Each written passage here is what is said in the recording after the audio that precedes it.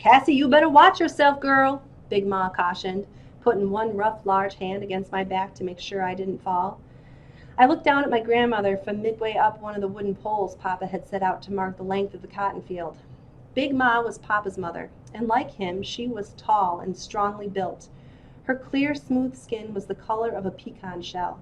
"Ah, Big Ma, I ain't gonna fall," I scoffed, and then climbed onto the next strong spike and reached for a fibrous puff at the top of a tall cotton stalk. "You sure better not fall, girl," grumbled Big Ma. "Sometimes I wish we had more low cotton like down round Vicksburg. I don't like y'all children climbing them things." She looked around, her hand on her hip. Christopher John and Little Man, farther down the field, balanced skillfully on lower spikes of their own poles, plucking the last of the cotton. But Stacy, too heavy now to climb the poles, was forced to remain on the ground. Big Ma eyed us all again, and then with a burlap bag slung across her right shoulder and dangling at the left side of her waist, she moved down the road toward Mama. "Mary, child, I think with what we picked today we ought to have ourselves another bale." Mama was stooped over a low cotton branch. She stuffed one last puff into her bag and straightened.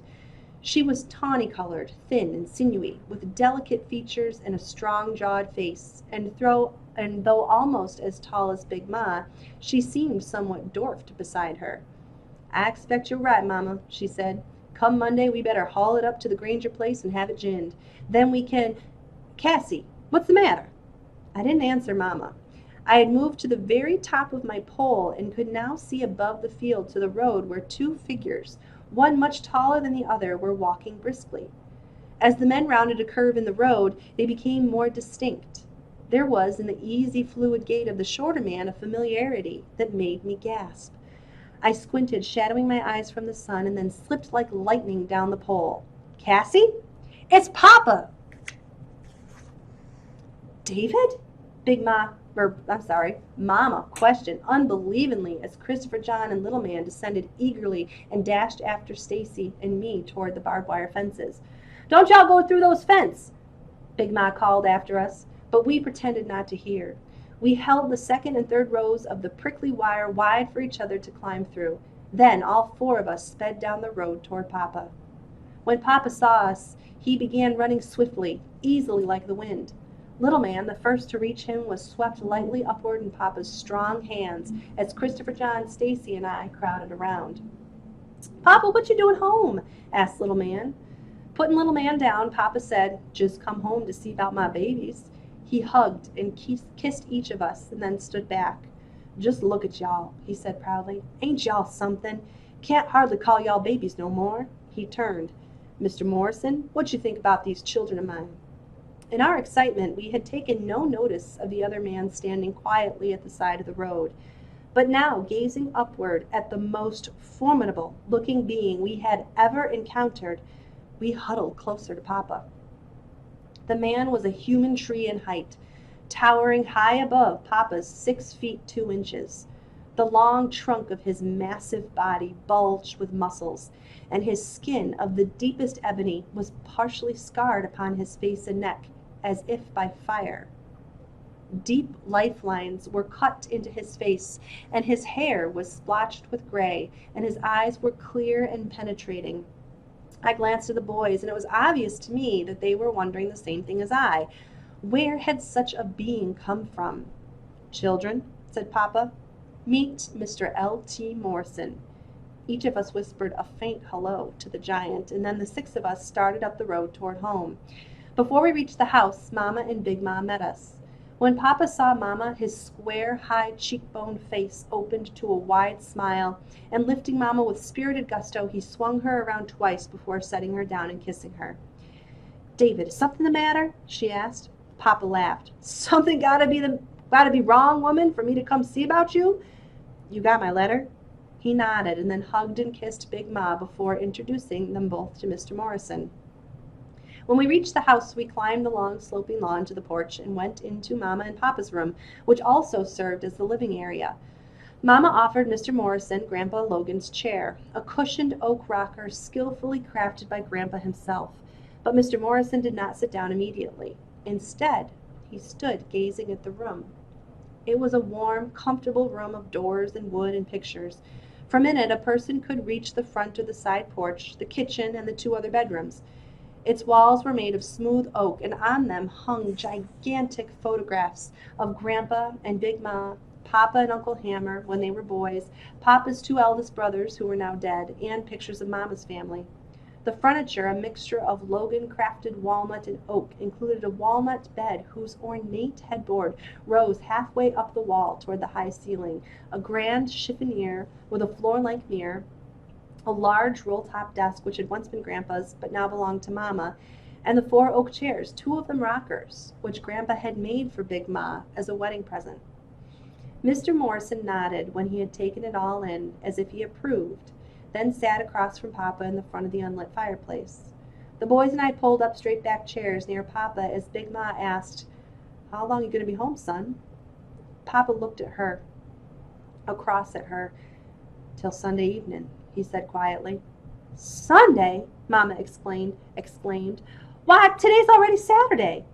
"I know, baby," Papa said, taking her hand, "but I got to get that night train out of Vicksburg so I can get back to work by Monday morning." Christopher John, Little Man, and I groaned loudly, and Papa turned to us. "Papa, can't you stay no longer than that? Last time you came home, you stayed a week," I said. Papa gently pulled one of my pigtails. "Sorry, Cassie girl, but I can't stay any longer. I might lose my job." "But Papa—" "Listen, all of y'all," he said, looking from me to the boys, to Mama and Big Ma.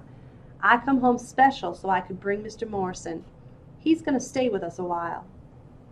If Mama and Big Ma were surprised by Papa's words, they did not show it. But the boys and I looked with wide eyes at each other, then at the giant. "Mr. Morrison lost his job on the railroad a while back," Papa continued, "and he ain't been able to find anything else. When I asked him if he wanted to come here and work as a hired hand, he said he would. I told him we couldn't afford much, food and shelter and a few dollars in cash when I come home for the winter." Mama turned to Mr. Morrison, studied him for a moment, and said, "Welcome to our home, Mr. Morrison." "Ms. Logan," Mr. Morrison said in a deep, quiet voice like the roll of low thunder, "I think you ought to know I got fired off my job. Got in a fight with some men. Beat 'em up pretty bad." Mama stared into Mr. Morrison's deep eyes. "Whose fault was it?" Mr. Morrison stared back. "I'd say theirs." "Did the other men get fired?" "No, ma'am," answered Mr. Morrison. "They was white." Mama nodded and stood. "Thank you for telling me, Mr. Morrison. You're lucky no worse happened, and we're glad to have you here, especially now." Then she turned and went into the kitchen with Big Ma to prepare supper, leaving the boys and me to wonder about her last words. "Stacy, what you think?" I asked as we milked the cows in the evening. "How come Papa come home and brung Mr. Morrison?" Stacy shrugged. "Like he said, I guess." I thought on that a moment. "Papa ain't never brung nobody here before." Stacy did not reply. "You think?" "Stacy, you think it's 'cause of them burnin's TJ was talking about?" "Burnin's?" piped Little Man, who had interrupted his feeding of the chickens to visit with Lady, our golden mare. "What's burnin's got to do with anything?" "That happened way over by Smellin's Creek," TJ said Stacy slowly, ignoring Little Man. "Papa got no need to think—" His voice trailed off and he stopped milking. "Think what?" I asked. "Nothing," he muttered, turning back to the cow. "Don't worry about it." I glared at him. "I ain't worrying. I just want to know, that's all. And I bet you anything Mr. Morrison come here to do more'n work. Sure wish I knew for sure." Stacy made no reply, but Christopher John, his pudgy hands filled with the dried corn for the chickens and his lower lip quivering, said, "I know what I wish. I wish Papa didn't have to go away no more. I wish he could just stay and stay." At church the next morning, Mrs. Silas Lanier leaned across me and whispered to Big Ma, "John Henry Berry died last night."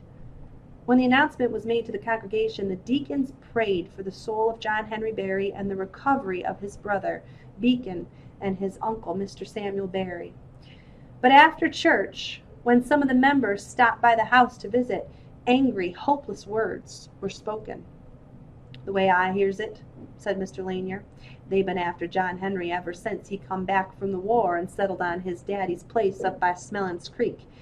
Had a nice little place up there, too, and he was doing pretty well. Left a wife and 6 children. Big Ma shook her head.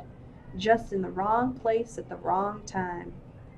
The boys and I sat at our study table, pretending not to listen, but listening still.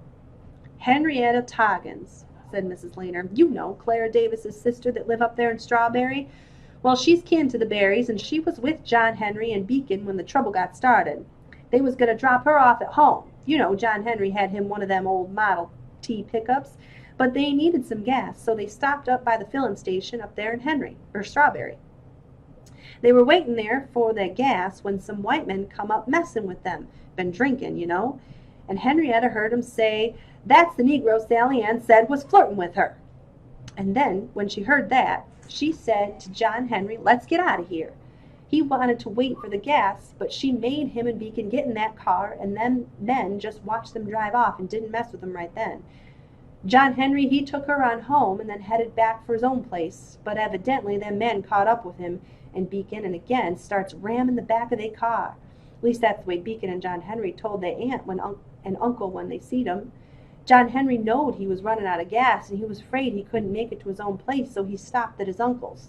But them men dragged him and Beacon out of that house, and when old man Barry tried to stop it, they lit him afire with them boys.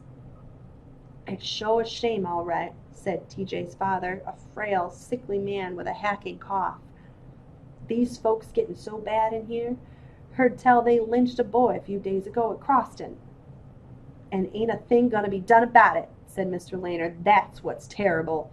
When Henrietta went to the sheriff and told him what she'd seed, he called her a liar and sent her on home.